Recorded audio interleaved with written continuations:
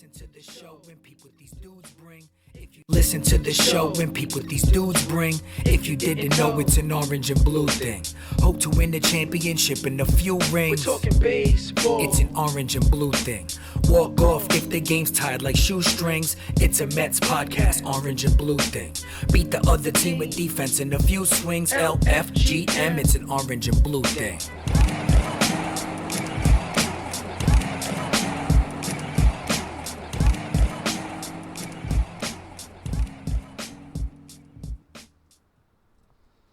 What's up, Mets fans? Back at you from Citi Field, Orange and Blue Thing, Season 4, Episode 8.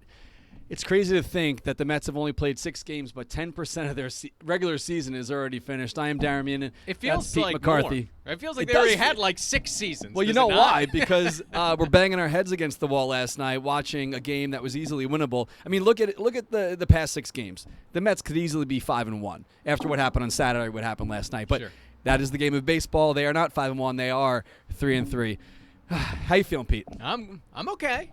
I'll tell you what. This week, I know for me personally, it has been great. 7 o'clock. You know, you have baseball. You have something to lock into. A lot going on, moving tomorrow. So it's just been great. 7 o'clock. Boom. Sit down. Grab the Coors Lights. Whatever. And check out some baseball and care about something else. And it's only so much Netflix you can watch after a while. It's been look, there are a lot of problems with baseball coming back because we know what's going on with the Marlins and then the Phillies, and a lot of other teams have been affected off of that, including the Yankees, obviously, with the schedule change. But it has been great. I know, at least for me, my personal experience having baseball back. No, it's always good to have something, a constant in your life. And now that, like you said, people have been picking up different hobbies or different habits or things that they may be doing to bridge the gap over the past 4 months plus, because you put the regular off season and then, the spring training, then the pause, then the summer camp or whatever you want to call it. But, having something back every single day is comforting. And no matter how much you want to bash your head against the wall after a rough loss like last night, you're still gonna at 6:30 tonight be like, let's pop on the pregame. Let's watch the game at 7 o'clock. So, but it is crazy to think that 10% is already down. Yes. Dude, this is going to be a fast season, and these games do matter. Now, to some degree, they matter a little less because half the teams are making the playoffs, but you lose a game, it's like losing a series every time out. And to some degree, it has felt that way. Like, right, you watch 162 games, and you flip out the first games early on in the season, and then by the time you get to August, you can't even remember what happened in April, right? You remember, like, the home opener, and that's about it. This, though, you can overreact because it's true. Like, it is going to matter all that much more. Especially, look, we don't even know if all these teams are going to get 60 games in. Right. And the Marlins probably aren't going to play 60 games this year. So, that could be the case for a lot of these teams where, hey, maybe you only get in 50. I don't, who knows what the weeks ahead have in store. I feel like a lot of this is like, let's make it up as we go along, because the way the way the world's going, the way that things are happening, everybody's doing that. You got to get it in. So it's. I think what they said, if the Marlins don't play as many games as the rest of the league, it would go by winning percentage and so on and so forth. And now they're talking about doubleheaders will be 7-inning games. There's going to be a lot of just let's see what works. Let's get these games in and try to see what happens. But that's why we brought up a couple weeks ago, or I think it was last week, last week actually, Stroman was saying it's not a. He said minor setback or whatever he said, but there is no minor setbacks right now. No, if you're missing 3 weeks, that's a big chunk of what's happening. Big. How about David Peterson stepping in, essentially Stroman's spot and dealing against a really good Red Sox lineup? That was great to watch. I mean, to make your major league debut, to do it at Fenway Park, you had the backstory of having been drafted by the Red Sox out of high school. And, it's maybe not the way you dream. Your family can't be there in the crowd. You have nobody there, essentially. But to go out and shut down that offense and J.D. Martinez in your major league debut, earn a victory at a time where none of these starters are going deep enough into games to get wins, that's really impressive stuff from first-round pick. Well, it's one of those things, too. You're watching the game, and his first pitch almost hit the backstop, and his second pitch almost cleared the Green Monster. But great assist by, I think it was J.D. Davis playing left field that night to gun down the runner at second base there. But, he settled in nicely. He was the first Met since 2015 to win his debut. So it's nice. It's nice to see someone young get a crack and come in and hopefully thrive because – we need it. Oh, they need him. We need it. We need it big time. How about needing a guy to start hitting some bombs? Cespedes got off to an immediate, well, I'm not going to say hot start because he struck out like 9 times since, but he got a home run on the opening day, and it was the run that counted. We needed it. That he won the game. It was great. Look, this is what you're going to get out of Cespedes, at least initially. Dude hasn't had a competitive at-bat in 2 years. Like, if you watched opening day, his first 2 at-bats, he looked like a guy that hadn't had a competitive at-bat in a while. He struck out, I believe, the first time. Then the second time, he had a little check swing ground ball. And he looked overmatched. But that's something he can still do. When he connects, the ball is going to fly out of the park. So at least initially, you might be looking at Cespedes being a guy who hits 220, but has 7 bombs at the end of the month. Yeah. And then you hope by the time you get to September, he is now in a groove again, and then maybe you start getting the guy that we know can dominate in the middle of a lineup. Even Alonso, too. I think all the hitters, they're behind the pitchers. They haven't been able to see and really have competitive at-bats in a while. Like, you could have the intra-squad games here, but it's not the same as a full spring training. Typically in April, the hitters are behind the pitchers anyway. And so I think it's going to take a while for the bats to really ramp up for everybody. Even if you do still have the home runs and the ball is juiced and all that stuff, to really have good at-bats, it's going to take a little bit.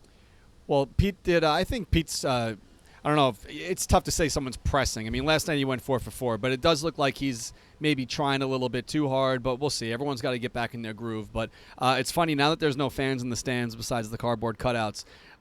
There's a lot more opportunities for the Mets amazing memorabilia site to auction off some stuff. So I just showed this to you. I don't know if anyone at home has taken a look at this yet, but the Mets memorabilia Twitter account here posted that they have Cespedes' first home run of 2020 up as an auction. And you know what's crazy, too? It's 3 games straight he had a home run. But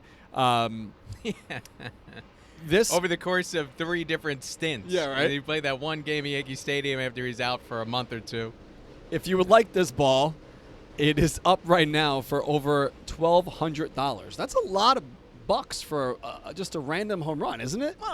Is it a random home run? It is first home run back during this era. Yeah, I guess kind of a historic game. It's going to be a game that everyone remembers, and I look forward to, say, 20 years from now when somebody says, I was at that game. Yeah. but yeah, I mean, you have a story behind that baseball, and it was, that was a fun moment.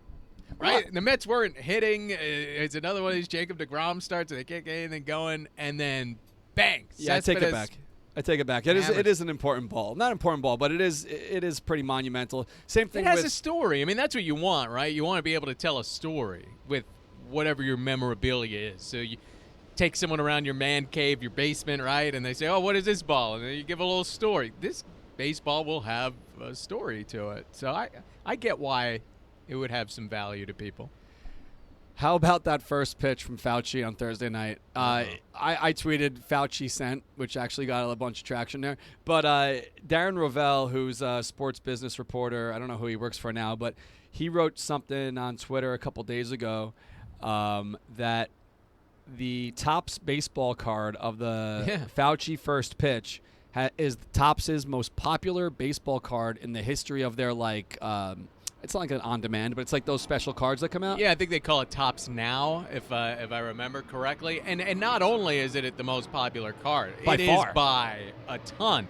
I know the Bartolo Colon home run was one of their top sellers years ago. So Mets fans are maybe familiar with what Topps does now. But yeah, they have these cards that instantly become available, and 51,000. Wow. That's a lot of freaking baseball cards. 51,000. Well, I guess it was for a limited time. I'm not sure if you could still purchase them, but yeah, that's amazing for such a terrible throw. Yeah, horrible. And I saw he is 78 to be but fair. I saw a bunch of people writing on the internet if you know that you can't do it, it's tough to say that you agree to it. Why would you agree to it if you know you really can't do it? Well, what made me snicker is, he's an intelligent man, right? We all agree on that. But apparently when he was practicing, he couldn't go to like a baseball field, so he, I guess, guessed what 60 feet would be. And he thought he was throwing from 60 feet. And then when he got out onto the mound, on the field, he's like, oh, I practiced way off.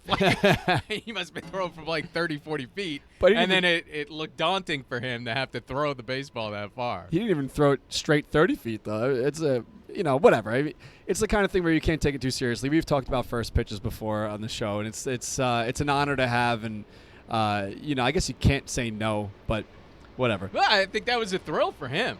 Right? He's a big baseball fan. So to have the opportunity to throw out the first pitch on opening day, I'm sure it was a thrill for him. Not turning that down. Absolutely not. So I don't know if you're drinking, but I am going to have my last. Well, you know what? I keep saying it's like you're not gone. The show is yours to have if you come back. You know what I mean? It's kind of like I got to piece together the next 8 weeks or whatever it is. I've been co-hostless in the past, and it has happened where I had to, string things along and piece things together until last year you and I hit the ground running. But it's bad luck. Not on the equipment. Cheers. If you don't know what I'm talking about and you missed the beginning of the show, Pete is moving to North Carolina tomorrow, and see if things work out. If whatever, I'll let you. Yeah, it's a temporary. It's Airbnb. Right. I shouldn't call it temporary. Like I would think we're gonna stay down there, but we're gonna kind of dip our toe in the water, try it out, and see what happens. And if you don't, next year, season 5 opening day, then you're right back up. You're back on here. So I don't know what I'm going to do for the next 8 weeks or whatever it is until the end of the baseball season, but I'll figure it out. But anyway, you could do the show anywhere. So you could be doing the show from various ballparks across the country that are empty inside.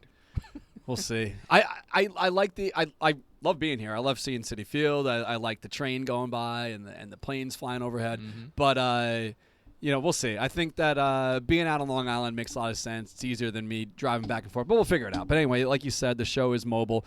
This freaking mobile hotspot I picked up has been a godsend over the past month now. It's stronger than my internet at the warehouse for some reason. I was in New Hampshire last weekend. I was streaming the show on my laptop and working from the Easy Up tent at the motocross track. So that thing is great. It's worth every penny. But I'm getting sidetracked here. Coors Light, thank you very much for the cold beers.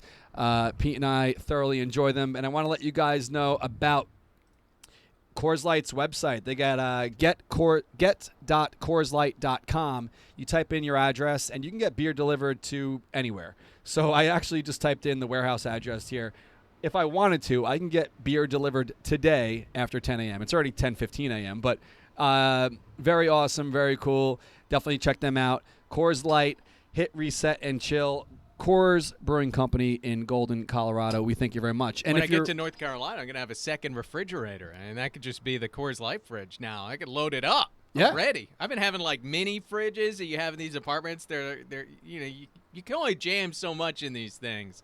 But now the beer fridge. Yeah, I could have a Coors Light fridge. They probably have the Coors Light fridges. We'll see if they'll mail you Well, one. I did. Well, I had one, like a little mini fridge. I won at a bar. Was it branded? Oh, really? Yeah, it was Coors Light branded. Yeah, so that came in handy a little bit, but we didn't use it as much as we probably should have. All right, guys, if you're watching, Coors Light, if you're watching, mail Pete a fridge. So as we do each week, we have a share contest, and last week's share contest was for free Met stuff from the 7 Line, and it's very easy to enter.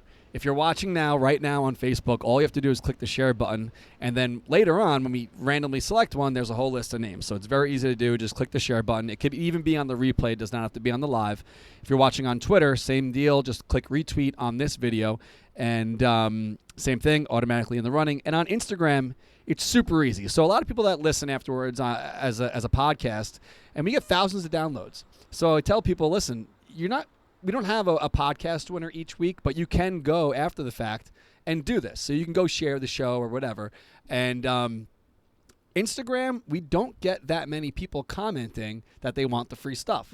So if you want your best chance to win, probably Instagram is the way to go. So all you got to do, just like last week, if you're watching the show right now, go on Instagram and write that you want free Coors Light Mets stuff, because our friends at Coors Light hooked us up with some really cool stuff here that I'm showing you guys off right now. If you're watching live, if you're listening afterwards, pop on the visual show afterwards. So we got a Mets hat with Coors Light on the side. That's very cool. This co-branded Mets T-shirt, Mets across the front with the racing stripe, and Coors Light on the back. And last but not least, well, also these koozies. And last but not least, this awesome flag. I got 3 of these, so we're going to give these away as well. I don't know if you can even see that. I just covered myself up. So, yeah, we got a whole bunch of stuff to give away this week from Coors Light. So share the show or comment on Instagram that you want free Coors Light Met stuff, and we will pick 3 people to win next week. But last week's winners, let's get to that. On Twitter, we got at KMCarroll8, on Facebook, Patrick Jara, and on Instagram, Elvis Cage. And I do know Elvis. Elvis is a great friend, and he DJs out of this thing whenever we have tailgates. So there is no, you can be a friend and still win. It's all done at random. So thanks to you guys, and I'll contact you today after the show, get your address, and mail you some free stuff. So, Bada bing. You've done a lot of broadcasting, obviously, in your career, and times are pretty crazy with the way that they have to operate. So Gary, Keith, and Ron are here.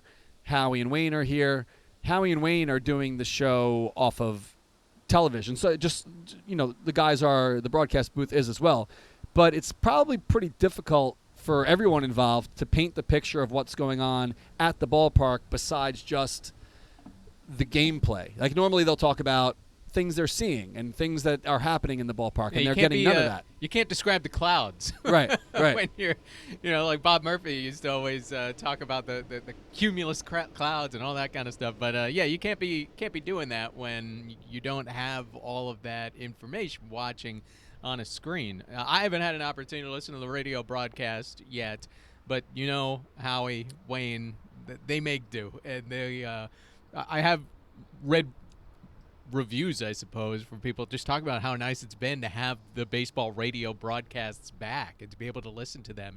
And to some degree, it's almost better to listen to it right now with the lack of a crowd and some of those other things. Now, the TV broadcast, I think it's amazing what they've been able to do, and especially Gary, Keith, and Ron. I didn't watch last night's game terribly closely, but I did 2 nights ago.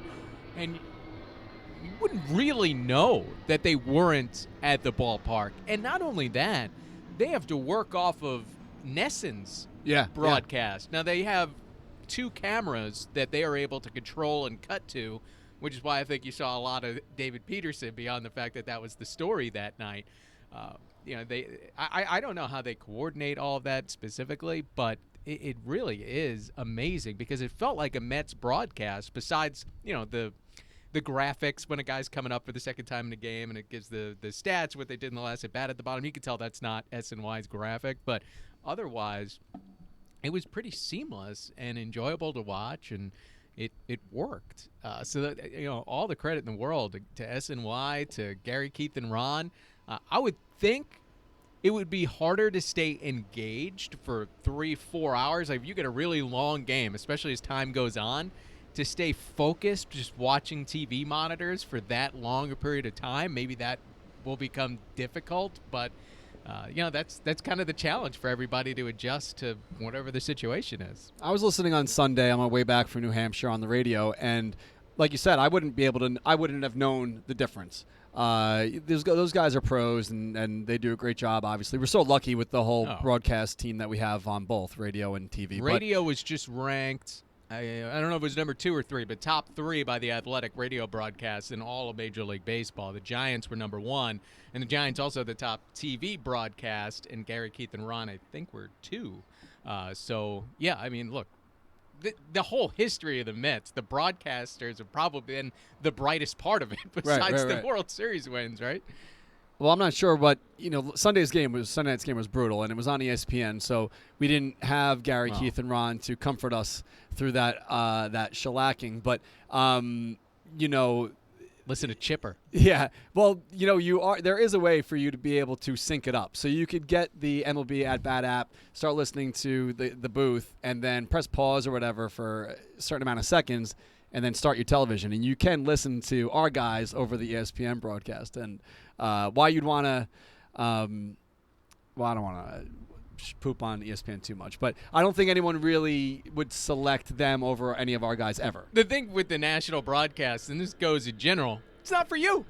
Right. It's not about the Mets. They know as much about the team, if not less than a diehard fan would. So, and these Sunday night baseball broadcasts, the idea isn't to sell the game, because you're not necessarily going to be interested in watching Cardinals-Cubs if you're a Mets fan. But so it becomes a variety show, essentially, right? You have guests in the middle of the game. They're talking about stuff that has nothing to do with the game, just things that happened over the course of the week. It's not about the game itself. It's its own show. And so that's why it drives everybody nuts, I think, with the broadcast. But it's not suited to Mets fans like the SNY broadcast that we're all accustomed to. And I sat down with Howie last year. And you have to listen to Larry. Little interview we did, and it played on Orange and Blue thing. And I talked to Howie about that. Like, how is it to broadcast, for a team that you really care so much about? He's been a Mets fan his whole life. Mm-hmm. I mean, Wayne grew up in Chicago. I'm pretty sure he liked the Cubs, but yes, we all know that Howie was a Mets fan. And he said years ago it was probably frowned upon to have like a rooting interest in the game that you're broadcasting. But now we have such a strong connection to these guys because they have a rooting interest. So that's why I feel like we gravitate more towards Howie and Gary Cohen, because of their roots. They're from here. And their frames of reference are our frames of reference, right? They can call back a game from 1972 just like that. Howie can go on his rant of George Stone starting in the World Series and have that ready to go, and you feel it as young Howie watching this whole thing unfold. And that is all great to have as part of it, to have that background. And again, if you grew up a fan of another team, you can't reference all those things that you grew up with. But with Howie and Gary, they have an encyclopedic knowledge of this Mets franchise because they've cared about this franchise their whole lives. So let me ask you, with the broadcast, I mean, I like that, when there's nothing really going on, there's no hits, there's no one pushing the button for the fake crowd noise. They have like that track of just like rumbling in the background. I like that. I like that when there's nothing going on, you hear like I don't know what they came up with, but a bunch of people chattering or whatever. It's not. It's like a rumbling in the back. It's a background, like a white noise. But what do you think about like the strikeouts and like that? Are you into it? I haven't noticed it as much on the Mets broadcasts, but watching some other baseball games, I did. Like I was watching Giants-Padres the other night, and it's the 5th inning, 3-2 count, not even 2 outs, and you could tell they like pumped up the crowd noise. Like, guys, it's game 5 of the season. It's the 5th inning. Nobody is like getting up or making a bunch of noise for a 3-2 count with nobody on base in this spot. So sometimes you're like, dial it back a little bit. Like, it should be subtle, and if you do it well, you don't notice it. And, you could ride it, I think, in the 8th and 9th innings a little bit, but, like, come on.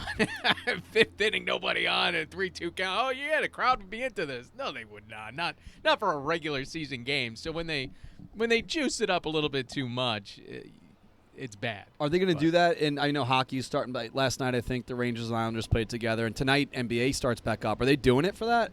I'm not sure what the plan is for those broadcasts.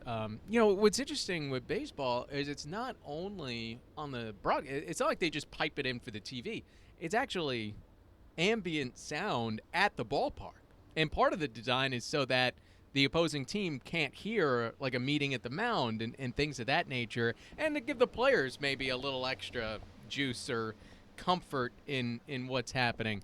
I'm not sure if that fan feel would be as necessary for sports like the NBA and the NHL. I mean, it's the microphones are definitely picking up on a bunch of stuff. Jeff McNeil swears more than I thought he did, and well, how JD about Dusty Davis Baker the other day getting after the Dodgers relievers. Name's escaping me for some reason right now, but he's he got caught using some adult language through there, but it's great. I love hearing it in the background. Like, oh, what is the real trash talk that's happening as part of this? Yeah, the mics are definitely picking up more than they used to. You figured it would. So let me ask you, how is this? We're switching topics here for sports for a second, because by now NBA and NHL will be finished. They'll be getting ready for their next season, which I think starts in September or whatever it is. Mm-hmm. Now that this season's not going to end until when the next season would have started, when would the next season start? Do they even have a plan for that? They're just trying to get through this first. Yeah, I think it's going to be delayed for next year. Have to. They can't do back-to-back. Much, but no break. I don't think they have a firm plan, because everyone's just trying to get through this year. In all of these sports, they want to get that playoff money. That's what it's all about. Get through the postseason. That's why baseball expanded the postseason, and that's why the Marlins miss a week's worth of games, and they're like, whatever. Because the whole point of all of this is to get to the postseason and make that money. So all of these leagues, they just want to skate by as best they can through the regular season, and then they will cash in when you have the national games and World Series games that people will put eyeballs on, that Fox has paid for. And it'll be the same thing with the NBA, the NHL. This is big business. There's a lot of money on the line. I think it's $500 million for the postseason that Major League Baseball can make. I mean, that's not chump change, especially at this point in time with losing the fan revenue and things of the nature. So that's what all of these sports are about. Just get through the playoffs. I hate the expanded playoff option. Not option. I don't mind it for doing. this year. For this year, fine. But for more than half the teams to make the playoffs from 60 games, it is what it is. But if they adopt that for next year, if you're playing 162 games and 16 teams make the playoffs, it's ridiculous. You win 120 games, and then you got to win a best-of-3 series. It's crazy. You lose 2 games, and your season's over. I mean, it's going to be ridiculous this year, because some team's going to go out there and end up 40-20. And lose in the first round. Yeah. Because that's the nature of baseball. It's just what it is. And you run into, Madison Bumgarner, or, that being the example of 2016, but whatever. You run into Jacob deGrom, maybe it is, and you're in trouble. Even if you are the Dodgers and you're loaded and have this crazy lineup and all these young pitchers having some success. So, I don't want to see it 162 games, because then what are you doing? Why are you playing 162? There's no point to the regular season. You become, and I've made this comparison, you become college basketball and you become a 1-month sport, and your entire regular season is essentially rendered meaningless. You're just playing for seeding.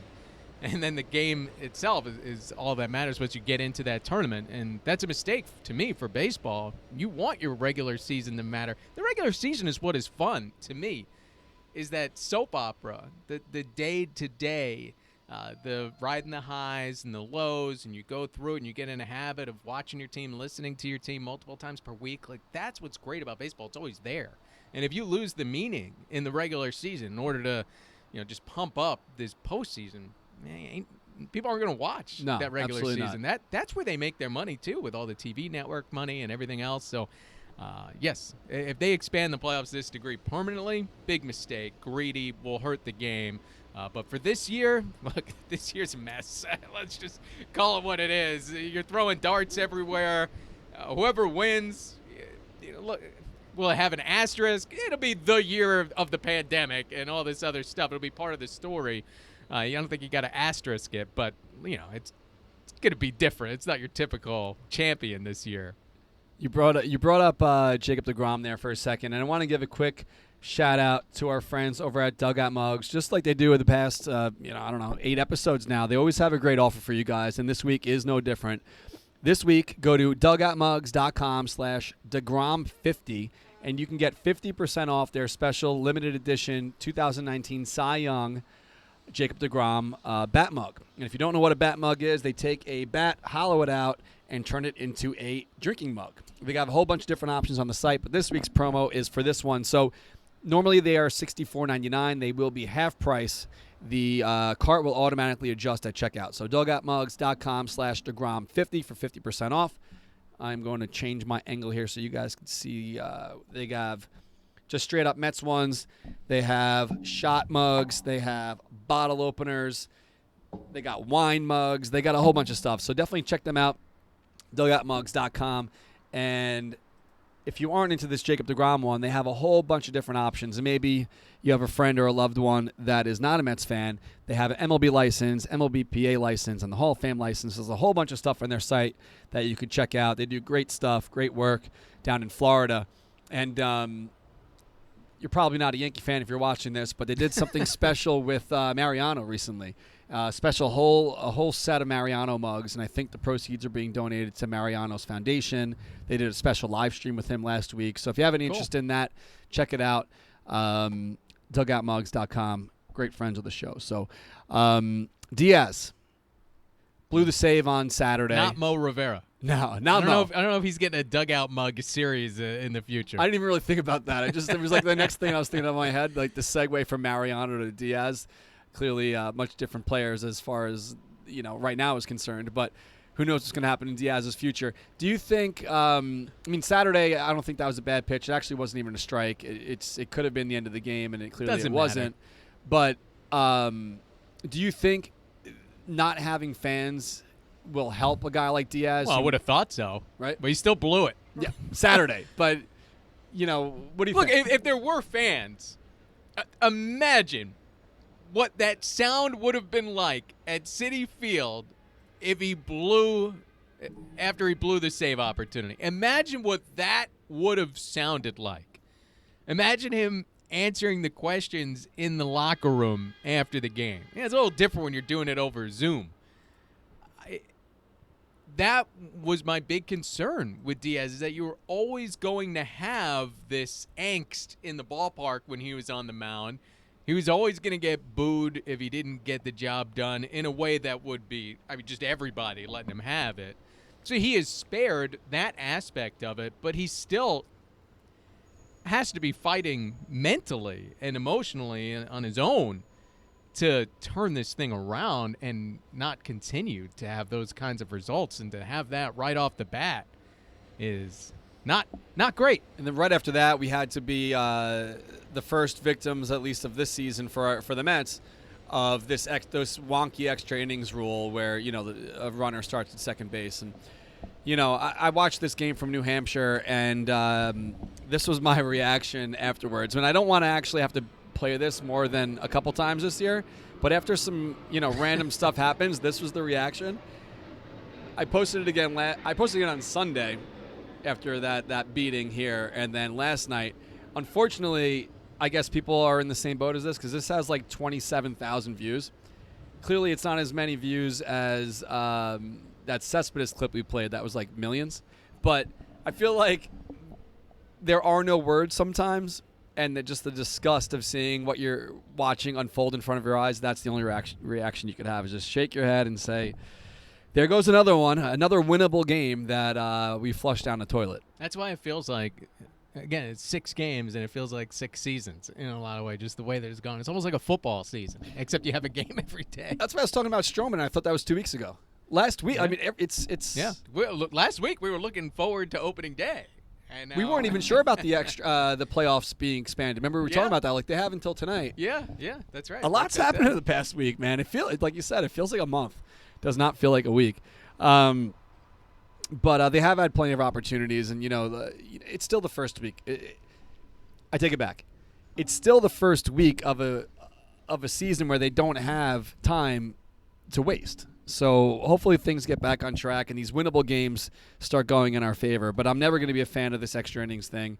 Hopefully this is like the playoffs. Hopefully this is not something that they bring over to next season. But I think the DH is probably here to stay. I think the DH is here to stay as well. The other thing that's interesting is the double headers. They're talking about maybe changing them to 7-inning games, I can't get behind that which either. is something that you see in the minor leagues, like something that the Ducks do in the Independent Atlantic League.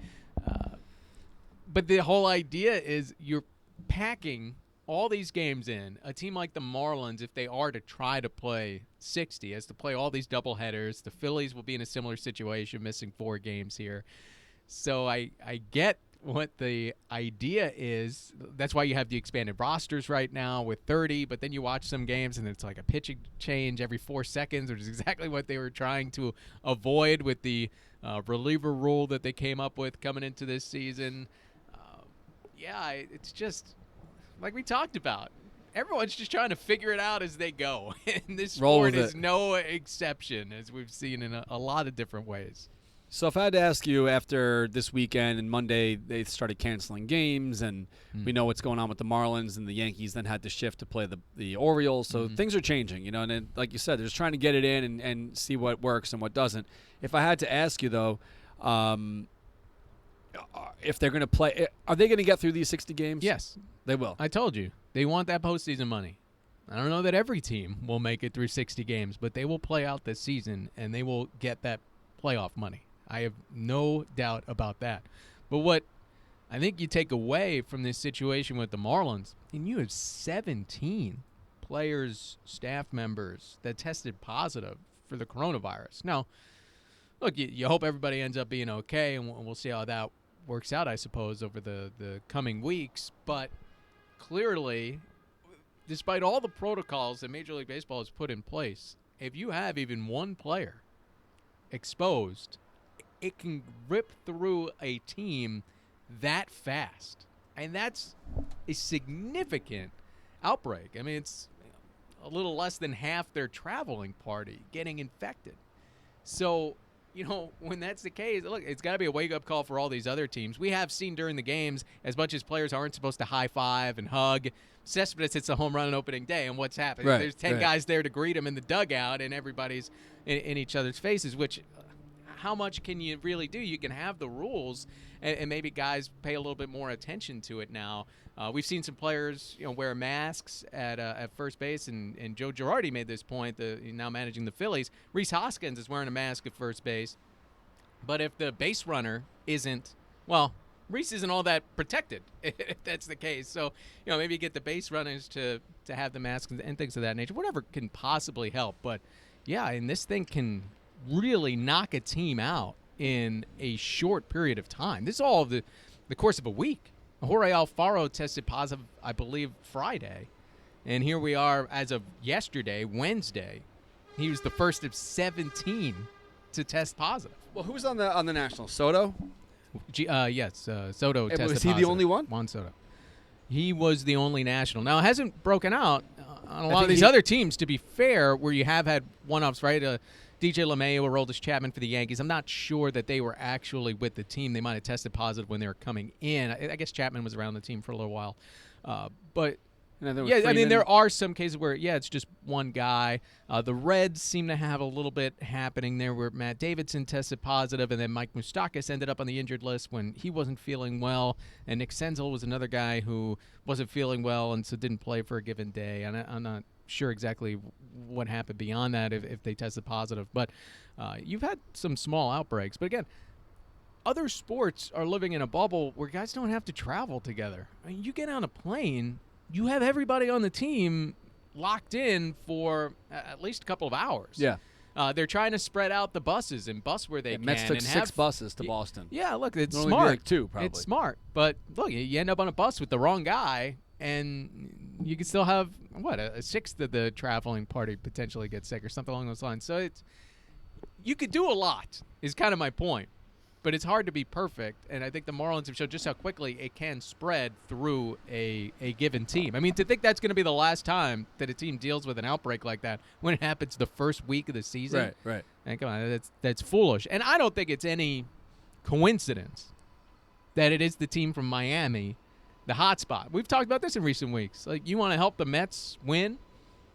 Do what you can to not spread the virus, right? We keep the virus numbers down in New York. That'll be good for the Mets, for the Yankees, for their players, for the collective good, right? Whatever motivates you, I don't care.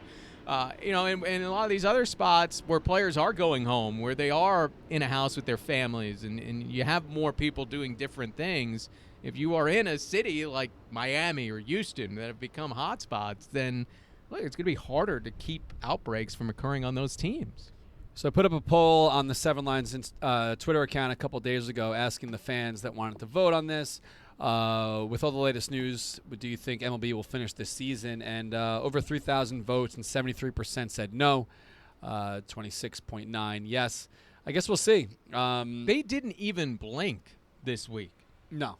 They didn't blink. You had a team with 17 positives and nobody blinked. I'll tell you, But do you think if it wasn't the Marlins, if it was a team with some if it was the superstars Dodgers, on it? yeah, maybe it's a different situation, or Right. a team in New York. I will say the other thing that maybe does submarine this season and would become more difficult for Major League Baseball to defend, the Marlins are around bus drivers, pilots, people working at the hotel.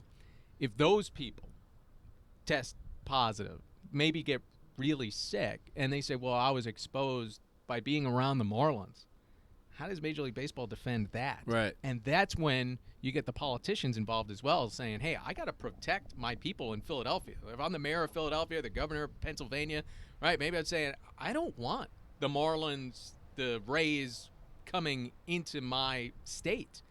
And that's the kind of thing that could cause more issues. Now, even Andrew Cuomo, the New York governor, talked about maybe creating a bubble in New York and having all the teams play in New York. You have the minor league teams, and we've done a better job, a lot of places, stamping out the virus at this point. Still, there's a lot of things that could potentially happen here. But that's the one thing to me that I think Major League Baseball have a harder time, because the athletes generally are able to recover. They're younger. But if you start having other more at-risk people around the players who aren't millionaires and they're getting sick, that becomes a much different situation. Yeah, you brought up the government approval. Soto, I read yesterday or heard on the radio, he tested negative 5 straight times, but the D.C. local officials or whatever have to... He tested negative 5 times, but we don't know if they were straight consecutive. He needs to test negative 2 in a row, which apparently did not happen. Okay. So I don't know if the tests are inconclusive or if he is testing negative and then positive and then negative and then positive, and he's just waiting to get the 2 negatives in a row. Like everything else, 6 feet of social distancing is kind of a made-up number, right? We're all just kind of guesstimating what's the way to do it. I'm not sure that there's hard science behind that. It's just, this is a good distance to keep it relatively safe. It's not like if you're within 5 feet, you're in terrible danger, and 7 feet, you're totally in the clear. So 2 negative tests in a row. I mean, what does that mean? That means he's totally good. That's the best you could do, I guess, right? When you do have some false positives and false negatives. I don't want to play epidemiologist here. I've been really trying not to over the last few months, because plenty of sportscasters are throwing a lot of nonsense at the wall and getting themselves attention with something they don't know shit about. I don't want to do that. But, yeah, look, everyone's just trying to do the best they can, and I can't, kind of make it up as you go and try to keep everybody safe. So if you didn't hear the news yesterday, kind of out of nowhere, but I feel like he's already been retired. Jose Reyes officially announced that he is retiring from baseball. The Mets put out a press release. How long ago did he last play now? 2 years, 18. So 18. When Wright had his last games, that was Reyes' last game. So they basically retired at the same time. Yeah. But officially, I guess yesterday, he wrote a post on his social media channels, platforms, whatever, saying that he's retiring and he's thanking his family, his Mets fans, and he really wanted to get that ring here. It didn't happen, yada yada, so on and so forth. So the Mets put out a press release, and then last night, even though there were no fans in attendance, they did one of the video montages for who? They did the montage for the beat and for the players that were there. I'm sure they put it up on their Twitter. No, they didn't. Disha, who does she work for? The Daily News, put it on her Twitter account. The Mets showed this Jose Reyes highlight reel in between the innings. Since you guys couldn't be here for it, you're welcome. So I think that's a little strange, right? It's all been weird. I got such a kick out of watching the opening day introductions in a lot of the ballparks, because the guys don't know how to react. They're just there. They get announced, and then it's silence. Yeah. For the first couple of guys, I was watching the Dodgers get announced at the Dodger Stadium, and they're laughing to themselves, and some of the guys are kind of playing it up and tipping their cap or whatever. But it's crazy. It's weird. I would like to Everything is have strange. control of that board. I'd like to sit in there and push the buttons for like the cheering or whatever, because they should totally have a boo track. They should, right? They should have a boo, maybe not over the top, and maybe save it for every once in a while. You But do it in fun spots, right? Yeah. Like Chipper Jones, for example. If he comes to Citi Field, you should have that boo button ready, right? Chase Utley. I don't know if there's a villain to that degree where everyone would be in agreement that, oh, yeah, they'd be booed at Citi Field right now. But that, and where it's like good natured, like someone like Chipper would laugh at it, Chase probably wouldn't. That's what I was thinking. You got to be selective on who you want to do that with. But the boo button would be great. I think they should totally add that.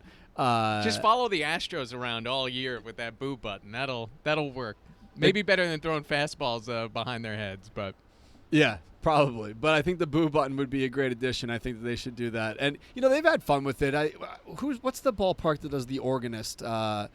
Is it Atlanta? Atlanta. So he'll play like funny songs and things like that. Kind of like not really poking the bear a little bit, but I used to do Duda for Lucas when he would go in there, and he has little ways of running puns off guys' names or whatever it might be. And he's a good follow on Twitter if you want to get into his mind and how he comes up with these things. Yeah.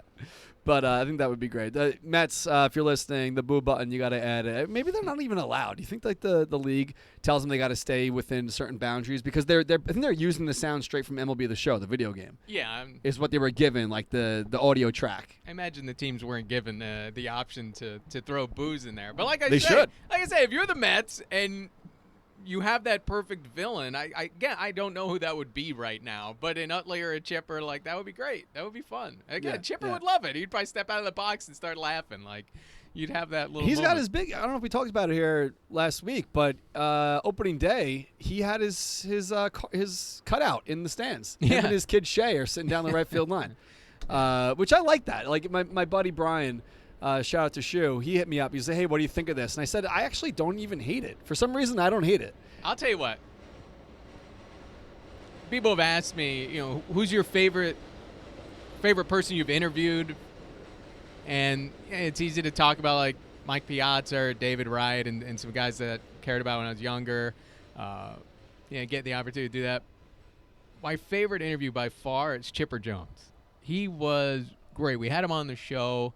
When I was at WOR, before Game 5 against the Dodgers of the division series. So he was rooting for the Mets because of Jacob deGrom. They're from, if not the same hometown, like the very same area of Miami. And he said, "Let's go Mets." And I called him Larry for like half the interview, and he was cool with that. And it rolled off his bag. He told some cool stories about playing at Shea Stadium and being in that game after 9/11, and now he has some of the shell casings from the 21-gun salute that they did because he was out in left field and they were out there. So he has some of those, and just the way that he embraced being the villain for a while, but then he was cheered at the end or booed in a fun way, right? He kind of became like the fun villain as it all went along. But he was a great sport in the interview. I had some fun with it, told some great stories, gave great analysis of the Chase Utley play and hurting Ruben Tejada, where Chipper,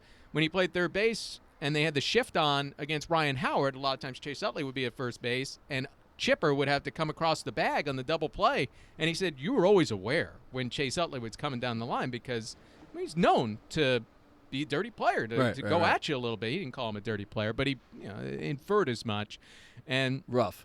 And it's just great analysis of the moment of what was happening. So like I said, you wouldn't think that it's the guy that you grew up hating or whatever, but he's fun and he has good analysis, and I'm sure he'll figure it out and be a nice addition there at ESPN. But yeah, the Mets certainly aren't putting a John Rocker cutout in the stands here at Citi Field. No. Chase isn't getting one either. So that's a little difference with Larry there. Yeah, John Rocker, somebody will be throwing batteries at him from the right field line. Anyway, guys, share the show if you want to be in the running for this cool stuff from Coors Light. Again, if you missed the beginning of the show, each week we give away a whole bunch of free stuff. So this week is from Coors Light. You can share the show if you're watching on Facebook, retweet if you're watching on Twitter, or simply go on to this video once it goes up as a replay on our Instagram feed and just type in, I want free Coors Light Met stuff. We have koozies, we have T-shirts, we have flags, we have hats, we have a whole bunch of stuff. Also, pint glasses that I didn't bring here because I didn't want them to break while I'm driving this mobile truck studio down the Long Island Expressway. So a whole bunch of cool stuff, and definitely go to get.coorslight.com to pick up some Coors Light and have it delivered right to your house wherever you may live. So Pete, have you seen in the news this thing about seeds being mailed to people's houses? Seeds? No. Like poison seeds? What? You haven't seen this? Yeah, another thing to worry about, Darren? Yeah. I haven't gotten any seeds mailed to my house, but you haven't seen it? Let me look it up. Something with seeds. I think they're coming from China, and they are some kind of seeds that people are opening up, these mystery packages. Here we go. If you received a mysterious package of seeds in the mail lately, don't plant them. Well, no shit. Who would open up a package and then just plant some seeds? I've read fairy tales. I know better. States are being warned, people, about suspicious packages. So if you see these seeds in the mail, don't eat them, and don't plant them either. Crazy times we're living in. It's an important PSA to get out there. Yeah, right? Hey, Pete, don't eat the seeds. So, The more you know. Are you going to be living anywhere near the beach? No. No, you're not. No, we're like in the middle of the state. Going Queensboro to Greensboro. So it's like central the North college Carolina, I town, suppose. right? Yeah, they have the ACC tournament there. I believe NCA&T is the college that is there.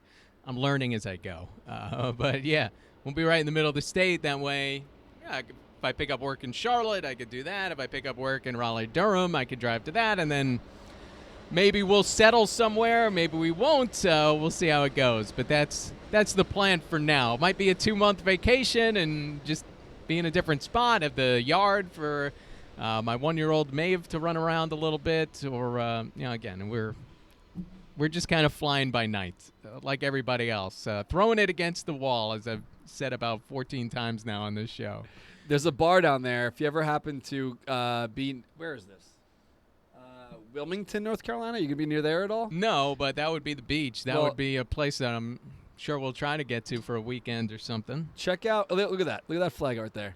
Goat and Compass. Okay. They got a Mets – our flag hanging out in the front, the 7-Line Army flag. So it's a Mets it's owned by a Mets fan. I wouldn't say it's a Mets bar, but Goat and Compass, little plug for you guys. If you happen to be in the area, you should pop in. Yeah. No, you threw out on Twitter cool. that I was going to be moving down to North Carolina, and a couple of North Carolina Mets fans reached out and said they enjoy it down there, so it made me feel a little better about it, and we'll have some Mets fans in the area, so looking forward to that. Absolutely. I'm going to miss you, man, and it's been fun this past year and a half, even though we took a little bit of a break here in between with all that's been going on in the world, but the seat is yours if you happen to come back. I'm not going to – you ever see Almost Famous? The movie Almost Famous. So the girl, the sister in the beginning, she's like, I'm going to move and be a stewardess and yada yada. Mm-hmm. And she's driving down the road and the mom goes, she'll be back. But I don't know if anyone's saying that about you right now. But if you do come back, season 5 premiere, we'll be back in the saddle together. But I'm happy for you. I think it's makes all the sense in the world, and I hope everything works out for you guys, and work starts banging down your door. And yeah, well, look, I appreciate you giving me the opportunity to hang here, to be able to have a beer and continue talking about the Mets after. The Mets changed radio stations out at WOR, so this has been phenomenal to continue to have the rapport with Mets fans and use the great platform that you have built here. It's been a lot of fun and getting an idea of how you operate and how you operate this business. It's been great to see up front, and I think Mets fans know, but they're in good hands, and it's been great. Thanks, Pete. So I guess that's going to be the end of this week. Not to end on I I feel like it's almost like a somber note, but it's not. It should be celebrated. You guys are making moves, and it's great for the family, and I only wish the best for you guys. So catch next week. I don't know what day or time, but Orange and Blue Thing will be back next week. Again, share the show if you're listening afterwards on SoundCloud, Google Play, iTunes, Stitcher, all that stuff. Please rate, review, subscribe, do all that stuff. Get involved in our share contest. Shout out to Coors Light. Shout out to Dugout Mugs. Thank you for your support each and every week. Hopefully the Mets get back on track, because each week that clicks off, that's another 10% in the books. So hopefully we have some good stuff to talk about next week, and these heartbreaking losses end up in our favor with some more victories. So thank you, Mets fans. Thank you, Pete. Good luck on everything, and we'll see you Mets fans next week. See you guys.